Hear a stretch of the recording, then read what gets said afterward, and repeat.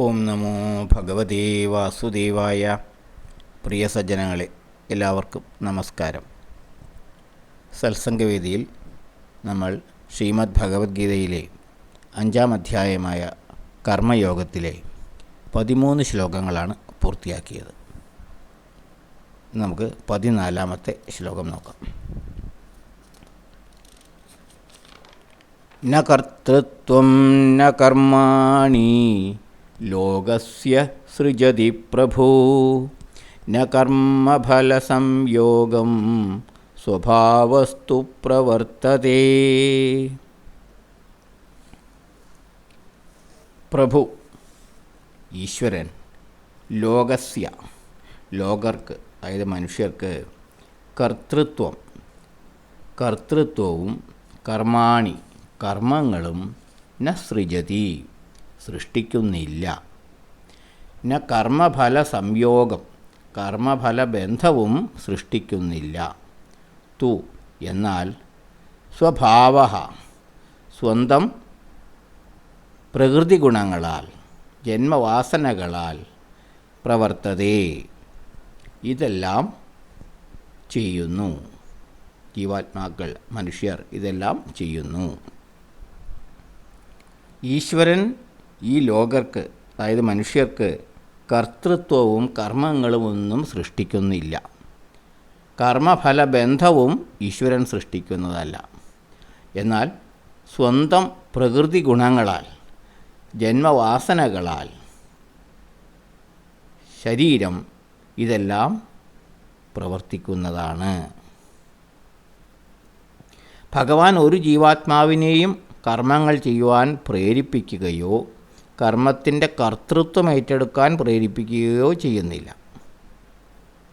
കർമ്മഫലത്താലുള്ള ബന്ധവും ഈശ്വര സൃഷ്ടിയല്ല. പിന്നെയോ സ്വന്തം പ്രകൃതി ഗുണങ്ങളാൽ, ജന്മവാസനകളാൽ, ഇന്ദ്രിയങ്ങളും ശരീരവും ഇവയെല്ലാം ചെയ്യുന്നു. അതിൽ ഈശ്വരന് യാതൊരു പങ്കുമില്ല. പ്രകൃതിയാണ്, അഥവാ പ്രകൃതി ഗുണങ്ങളാണ്, അവനവനിലുള്ള ഈ ത്രിഗുണങ്ങളുടെ ഏറ്റക്കുറച്ചിലനുസരിച്ചാണ് ദേഹത്തെ കൊണ്ട് ഈ കർമ്മങ്ങളെല്ലാം ചെയ്യിക്കുന്നത്. എന്നാൽ ജീവാത്മാവ് ഈ ശരീരത്തെ താനെന്നു തെറ്റിദ്ധരിച്ച് ഈ കർമ്മങ്ങളുടെ കർത്തൃത്വം തനിക്കാണെന്ന് കരുതിയാൽ ഈ കർമ്മങ്ങളുടെ ഫലങ്ങൾ അയാളെ ബദ്ധനാക്കുന്നു. ജീവാത്മാവ് ഇതെല്ലാം താൻ ചെയ്യുന്നതാണ് എന്നുള്ള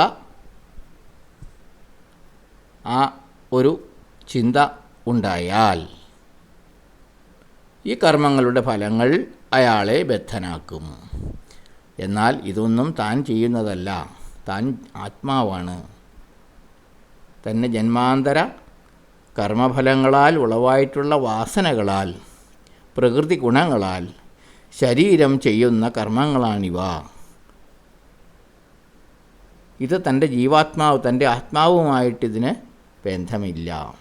താനല്ല ഇതൊന്നും ചെയ്യുന്നത്, ഈ ശരീരമാണ് എന്ന ആ തത്വം ഉൾക്കൊണ്ടാൽ ഒരു കർമ്മഫലങ്ങളും ആ ജീവാത്മാവിനെ ബാധിക്കില്ല. എന്നാൽ ഇതെല്ലാം താനാണ് ചെയ്യുന്നത് എന്ന വിചാരമുണ്ടായാൽ ഈ കർമ്മങ്ങളുടെ ഫലങ്ങൾ അയാളെ ബാധിക്കും, അയാളെ ബദ്ധനാക്കും. ഈ കർമ്മങ്ങളെല്ലാം പ്രകൃതിയുടെ ഗുണവിശേഷത്താൽ ആണെന്ന് ചിന്തിക്കുകയും ആത്മസ്വരൂപമായ തനിക്ക് ഇതുമായി സംഘമില്ലെന്നും മനസ്സിലാക്കുന്ന യോഗിയെ ഒരു കർമ്മങ്ങളുടെ ഫലങ്ങളും ബാധിക്കുകയില്ല.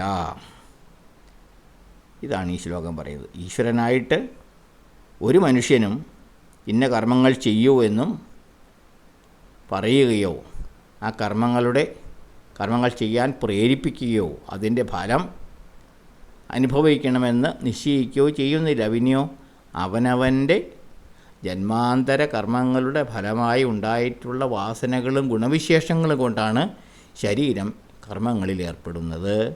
അതിൽ ജീവാത്മാവിന് ബന്ധമുണ്ടെന്ന് സ്വയം കരുതിയാൽ ബദ്ധനാകും.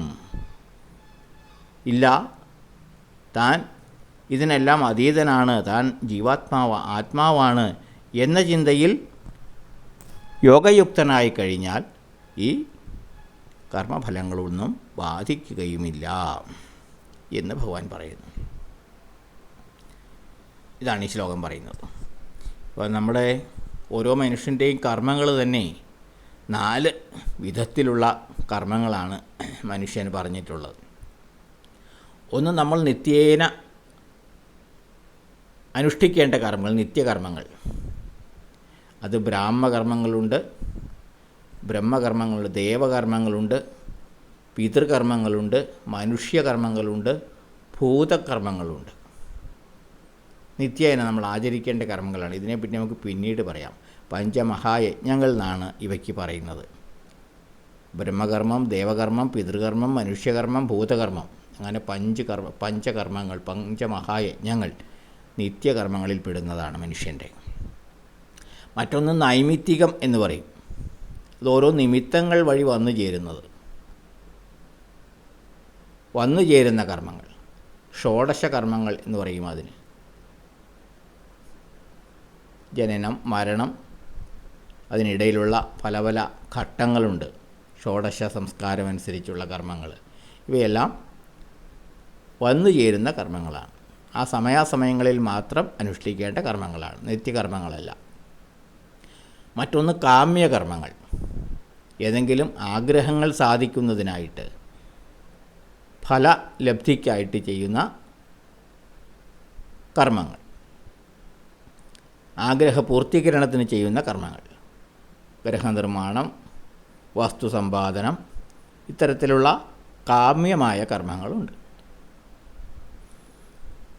അത് നമ്മൾ സ്വയം ഏറ്റെടുക്കുന്ന കർമ്മങ്ങളാണ്. മറ്റൊന്ന് പ്രതിഷിദ്ധ കർമ്മങ്ങൾ. പ്രതിഷിദ്ധം എന്ന് വെച്ചാൽ നിഷിദ്ധമായ കർമ്മങ്ങൾ, അത് ചെയ്യാൻ പാടില്ലാത്ത കർമ്മങ്ങൾ, ദുഷ്ടകർമ്മങ്ങൾ. അവയും ചില മനുഷ്യർ ചില അവസരങ്ങളിൽ ചെയ്യുന്നു. ഇപ്രകാരം 4 തരത്തിലുള്ള കർമ്മങ്ങളാണ് മനുഷ്യർ അനുഷ്ഠിക്കുന്നത്. അപ്പോൾ ഈ കർമ്മങ്ങളെല്ലാം ഇപ്രകാരമുള്ള ജന്മാന്തര വാസനകളാലും പ്രകൃതി ഗുണങ്ങളാലുമാണ് ശരീരം ഏർപ്പെടുന്നത്. ഇത് നമ്മൾ മനസ്സിലാക്കുക. അടുത്ത ശ്ലോകം നമുക്ക് അടുത്ത ദിവസം നോക്കാം. എല്ലാവർക്കും നന്ദി, നമസ്കാരം. ഓം നമോ ഭഗവതേ വാസുദേവായ.